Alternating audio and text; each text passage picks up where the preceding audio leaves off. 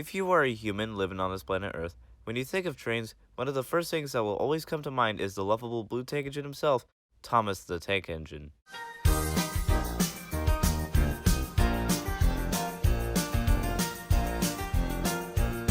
It is almost impossible to think of railways without Thomas, even now when the series is completely uninterested in the whole, train aspect of it all. He's practically a global phenomenon, and is forever ingrained into the eyes of pop culture, whether that be through references, memes, or the topic of today's video, retail locations. Being such a global hit, you'd be an idiot not to profit off of that success with merchandise. But back before online shopping became huge, you'd have to have a good presence in retail stores in order to get any good profit. Today, we're going to be looking back at, and rating, that store presence through my own personal experiences. If you have any different experiences with any of these retail chains, feel free to let me know in the comments. So, without further ado... Walmart, the ultimate retail encompass of all things American. Guns, mobility scooters, McDonald's, and commercialism galore. An all-in-one experience in which the only thing missing is 18,000 different lanes split up terribly laid out urban areas. Thomas had a pretty decent presence at Walmart, at least at my one. The typical items being sold there were mostly just Trackmaster with a couple take plays done in there. For context, Thomas had three main toy lines. The die-cast models, kinda like Hot Wheels, the wooden models reminiscent of stuff like Brio, and motorized who can move on their own unlike the others. Now in all of my years of going to Walmart, I have never, for the life of me, seen any wooden railway products being sold there. Come to think of it, that's probably why I had mainly Trackmasters and Take Plays growing up, with a couple stragglers left in there. Not to say I have no fond memories of the original line, I do. I just never owned a ton, which my parents' bank account is thankful for. I was honestly fine with this. Wooden railway just didn't fit the industrial vibe of this place in my opinion. Overall, I think it had a pretty decent selection and a good amount of shelf space. Hell, I even think it took up a whole aisle once, though that could be me misremembering. It still has a presence there now, but it's been essentially pushed to the very back of the aisle, with the board games blocking them from being pushed all the way out of the store. That kinda sucks, but then again, this is all in Just Go. I don't think this is legal in many countries. Decent store, 7 out of 10. Target was essentially the bourgeoisie of the retail world, and goddamn did they earn that title. Walmart and Target were sort of special occasions for us, so on those occasions, walking into a store and being hit with that beautiful god-tier smell from the Starbucks right to the left, now that was an experience in its own right. Thanks underpaid workers who helped make this possible. Target has such a nice vibe to it, all these lovely colors and these pillows and these pots and these tennis balls. Wait, I was here to buy milk. The Thomas section was basically the same as Walmart's, both equally disgusted at the thought of wooden railway being at their locations. However, my easily manipulated young mind, drawn in by that Starbucks smell, was convinced that it was 10 times as better, even when the selection was practically the same. Recently, however, Target changed up their toy section, where instead of neatly laid out rows of aisles, they basically just said, "Random shapes, go!" And now looking through it is like navigating a small maze. I'm not saying Thomas's presence at the store took a hit because of this change, but it is notable that Thomas toys aren't exactly sought after here now. How do I know? I went to Target the day after Christmas, and when I had a look at the toy aisle, guess what was still left? Isn't this saying something? Either they overstocked, or no rational parent is willing to buy this for their child when Bluey is right across from it. Target, you used to be cool. 7 out of 10 for past and 4 out of 10 for present. Moving on. Yes, I'm being serious. Hear me out. Places like Pathmark and, of course, ShopRite were pretty common places we went to when we were younger. And while it was great my mom wasn't being pestered every 5 seconds about buying several expensive toys when she just wanted to get her grocery shopping done, it was annoying to us kids because the toy section was barren as hell in these places. Most of the stuff they sold there was pretty much just Party City and the dollar store's leftovers. Plus some Play-Doh, which is pretty fun, but not much else. So imagine my surprise when I see legit Thomas merchandise being sold there. My 6-year-old mind was quaking. It was blown away. It was only Take a Play and there were only like 1 or 2 of them, but it was still pretty cool. I bought a Take a Play Fix Me Up Steven, which I actually still have. He's yellow because in the show he was yellow and he's my only Steven. I did have a Trackmaster one, but I lost that one. And now all I have is its tender. Not a lot of variety, and you get the same thrill from finding video games at the dollar store. 5 out of 10. Well, it is Barnes, and they are noble. Like most self-respecting children with the attention span of an amoeba, my attention usually wasn't on the well-crafted books carefully and diligently placed on each shelf, but instead the toy section they threw in as a side bonus. Only the wooden products were sold here, which I guess has to do with theming, aka a showcase of the thousands of trees that were slaughtered to make this a reality. Guess Mr. Beast did that for nothing. This is actually where I first got a glimpse of 2019 Thomas Wood. Let me explain. In 2017, Thomas Wooden Railway was discontinued and replaced with Thomas Wood.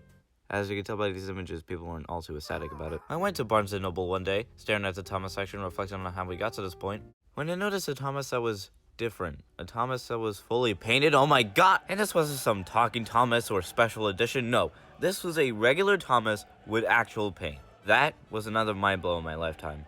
And needless to say, it kinda got me hooked. I went there a couple more times and I got Ryan, Scruffy, James, and Gordon.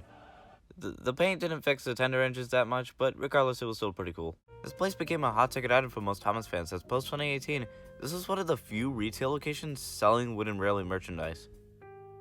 You know who else was selling wood? Decent store, 8 out of 10. Now this is basically an encompassing of several stores that I went to, with the only real connecting thing between them is that they resided in a seaside town, like Long Beach Island for instance. It was there and several other places that I saw Thomas stuff being sold, and like Barnes & Noble, are of only few retailers that sell Thomas wooden merchandise. While on the topic of Long Beach Island, the store that I went into while I was there had a significant amount of TWR merch from the early to mid 2000s. Basically, just imagine a big fat wall of blue striped and red bordered boxes that will make any Thomas fan growing up during that time become lustful. So you would imagine that I would immediately scoop up almost everything there, but that's the funny thing, no. I actually went with 2 identical little plastic trains, which were kinda like the Matchbox ones, that I like to think were Bill and Ben.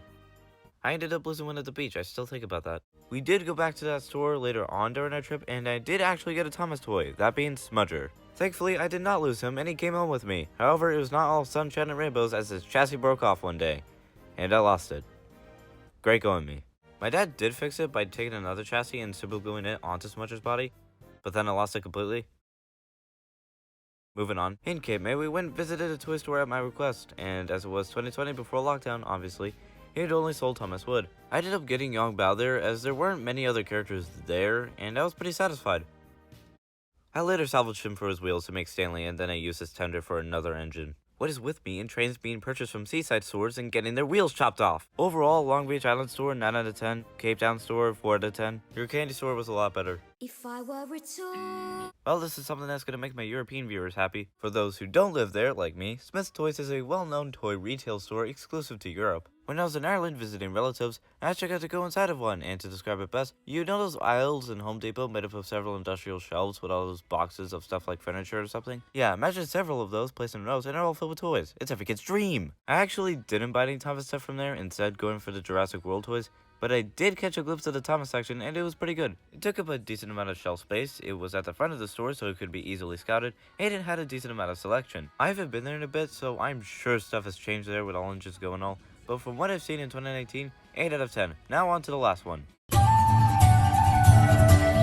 Ah yes, the epiphany of almost everyone's childhoods. Toys R Us was the greatest thing to ever be created by man for me. Seeing every toy you can imagine everywhere you looked was an amazing experience for any child, including myself. The old Toys R Us I used to go to had such a neat entrance with this slope at the back, and it went down and brought you to the front of the store. It was magical. The store back then only had Thomas at the back of the aisle, but man was walking down that aisle like walking to the pearly gates. Passing by those Elmo toys that never sold for some reason, and reaching the end only to realize they only sold take-and-play stuff. This is starting to make more sense. Eventually, the Thomas actually got a revamp with this very own aisle with all 3 of the merchandise.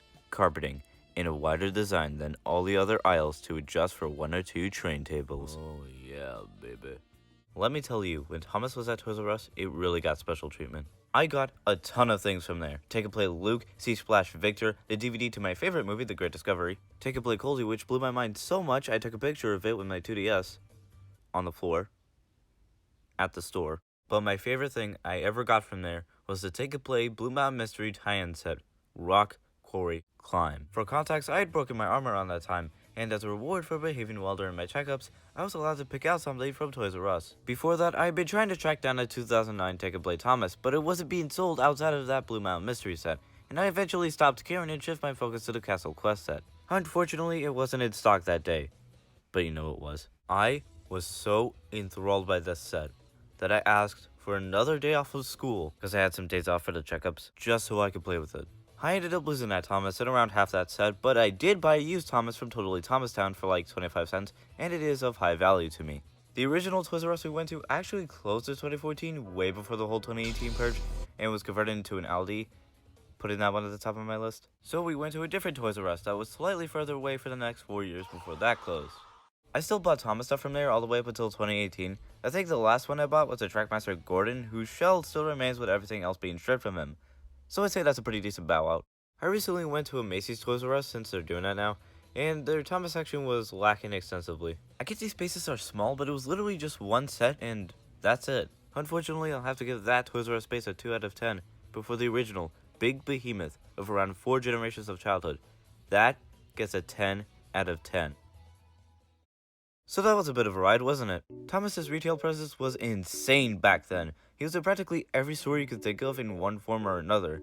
And Toys R Us, I feel, was the big encompass of it all. I mean, just look at this aisle and tell me it's not the center of every Thomas fan's childhood. However, ever since it shut down all of its brick-and-mortar stores in the US, Thomas's influence in other stores, I feel, has diminished to an extent. Wooden Railway still isn't being sold at Walmart and Target for some reason, which, I mean, it doesn't fit the industrial vibe of those places, sure, but after Toys R Us went down, wouldn't it make sense to release those toys in big budget stores like them? I could only find new wood stuff at my Barnes & Noble, but even there, at my location, they stopped selling them because of some design changes to the store layout, so the only place I can really buy them is online. And that's what I also feel is causing the decline of Thomas's retail presence. Online offers so many options to the point where it's like, why would I go all the way to Walmart just to buy all and just go stuff I don't care about? But regardless, I will always remember those times, walking into a store and buying that one toy you would spend almost every day with, for several years even. I will always remember when Thomas had a place in retail.